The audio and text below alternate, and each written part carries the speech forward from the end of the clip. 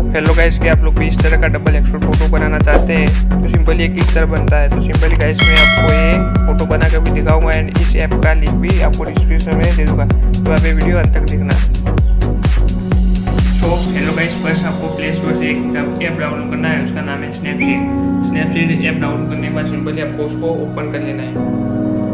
Open करने के बाद सिंपली आपके सामने कुछ इस तरह का इंटरफेस आएगा। सिंपली आपको ये प्लस वाले ऑप्शन पर क्लिक कर देना है। यहाँ जाने के बाद सिंपली आपको जो फोटो डबल एक्सपोर्ट करना है उसको आप सिंपली सिलेक्ट कर लीजिए, जैसे कि मैं ये वाला फोटो सिलेक्ट कर लेता हूँ। सिलेक्ट करने के बाद सिंपली आपके सामने कुछ इस तरह का इंटरफेस आएगा। तो सिंपली आपको ये फोटो